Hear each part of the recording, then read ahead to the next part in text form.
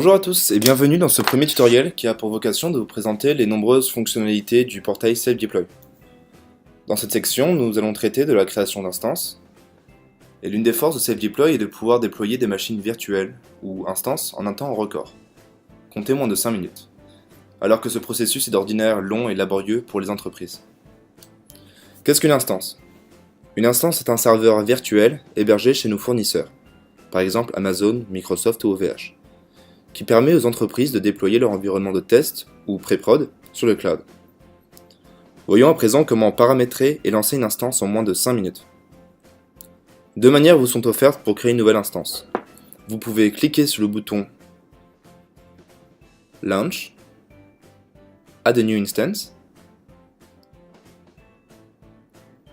ou alors cliquez sur le bouton Infrastructure, Provision. Les deux chemins mènent au même menu, c'est le menu des instanciations. Depuis ce menu, vous pouvez visualiser le nombre d'instances en état on et off. Vous pouvez visualiser le nombre total d'instances, les providers, et le coût estimé horaire pour chaque instanciation. Nous décidons de lancer une machine virtuelle depuis l'instanciation AWS SD Lab située en Irlande.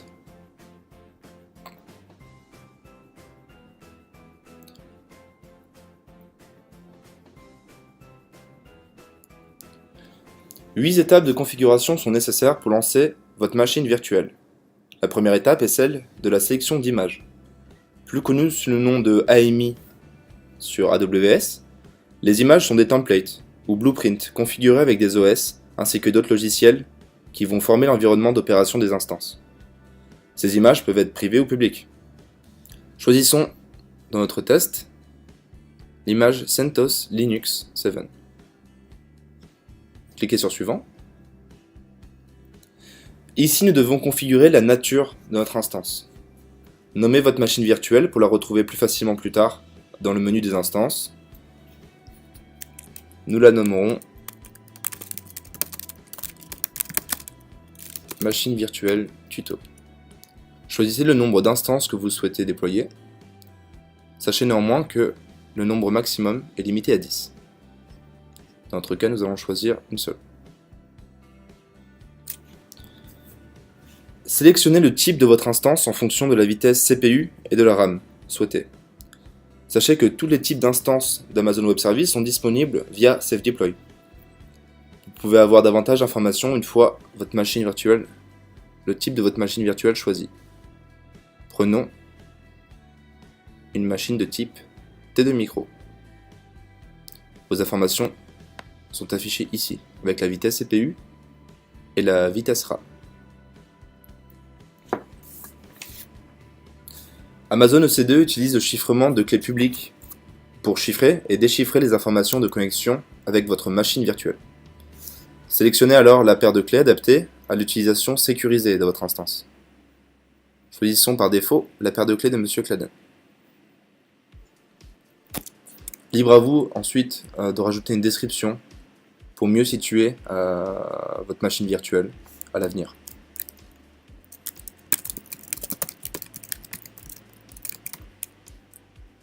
Deux choix vous sont offerts lors du lancement de votre instance. Vous pouvez choisir de lancer votre instance immédiatement après la création de cette dernière, ou alors au contraire, scheduler son lancement en fonction d'un planning que vous choisissez vous-même. Imaginons que je veux lancer mon instance le 9 mars à 13h30.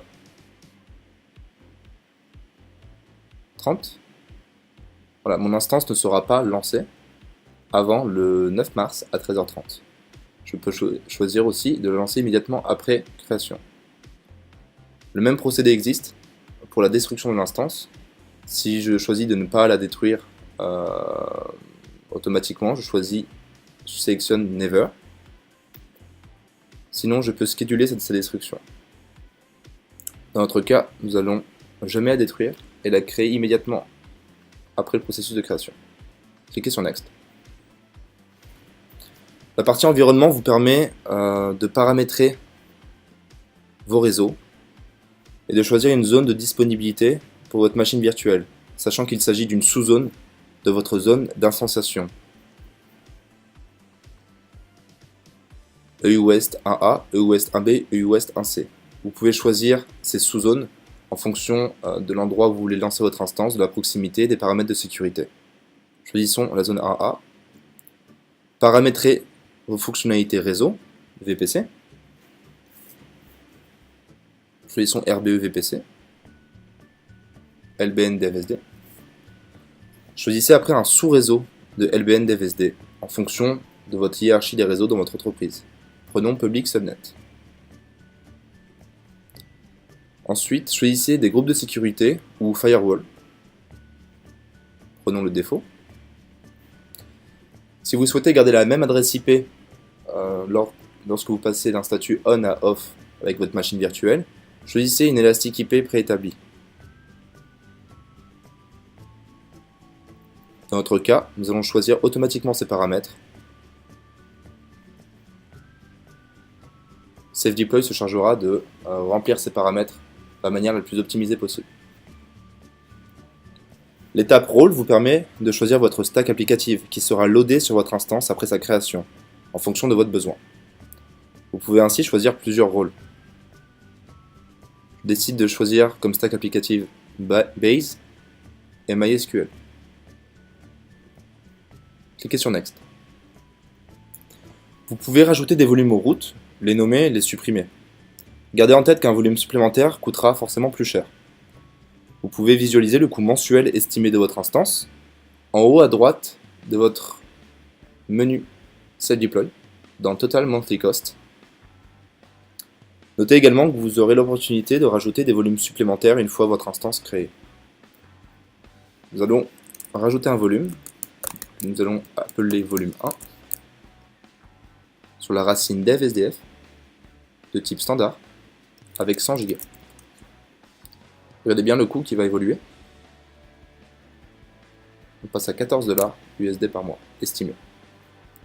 Je peux à tout moment supprimer ce volume supplémentaire, ou même en rajouter plus tard, après le processus de création. SafeDeploy vous donne l'opportunité de définir une politique de sauvegarde pour vos volumes, en fonction de leur priorité, s'ils contiennent des données critiques ou non. Partons du principe que mon route ne contient aucune donnée spécifique, ne contient aucune donnée critique. Je décide alors de le sauvegarder chaque semaine. Et je décide de garder cette sauvegarde dans le système pendant 14 jours. C'est le backup retention. Mon volume 1, lui, contient des données sensibles. Je veux le sauvegarder du coup chaque jour avec un backup retention de 20 jours. Chaque jour, le volume 1 sera sauvegardé, et cette sauvegarde sera disponible 20 jours. Cliquons sur Next. Vous pouvez également programmer les changements d'état on-off de vos machines en sélectionnant un programme préétabli, ou alors en créant un nouveau. Notez que vous pourrez changer de schedule à tout moment par la suite. Je peux choisir des programmes préétablis ici.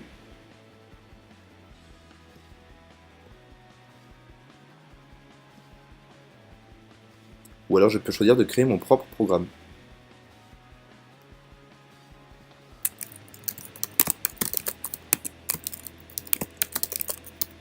Je décide que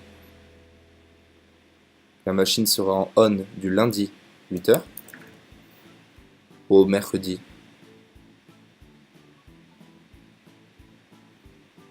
11h. Puis du jeudi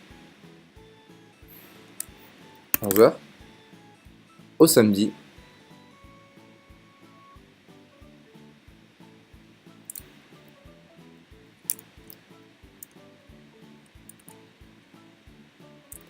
3h de l'après-midi. En dehors de ces périodes, votre machine sera en statut off et ne vous coûtera pas de ressources supplémentaires. Vous pouvez visualiser ici le pourcentage d'utilisation de votre machine par semaine, 43%, en fonction de votre planning que vous avez choisi.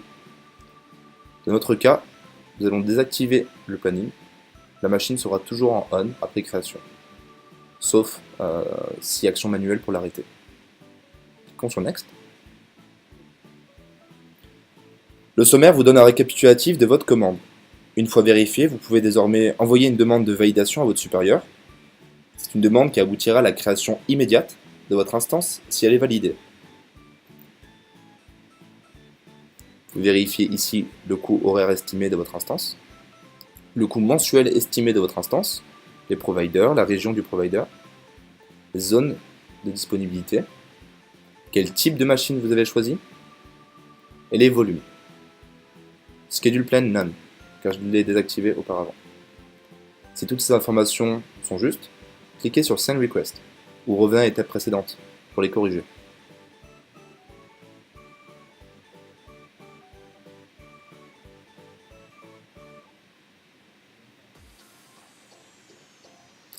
Un message me confirme que ma machine a bien été créée.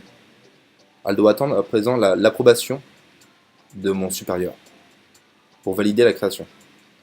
Dans ce cas, ça va être moi-même, vu que je suis admin. Nous sommes redirigés vers le tableau des instances Request. J'ai le choix entre l'accepter ou la refuser. Dans les deux cas, je dois fournir un justificatif. J'accepte ma demande. Je donne une raison.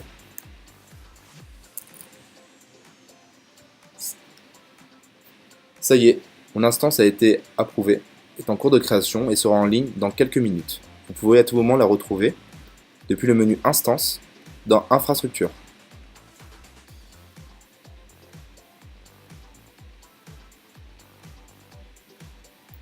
Votre machine est maintenant en ligne et disponible. Vous pouvez la retrouver dans le menu Instance dans Infrastructure. Le nom de la machine et son état sont disponibles ici. Et vous pouvez effectuer différentes actions sur votre machine comme l'éteindre, la redémarrer, la supprimer, la rafraîchir et l'attacher à un projet. Vous savez alors paramétrer vos instances, lancer vos machines virtuelles en un temps record, effectuer des actions de base sur vos instances.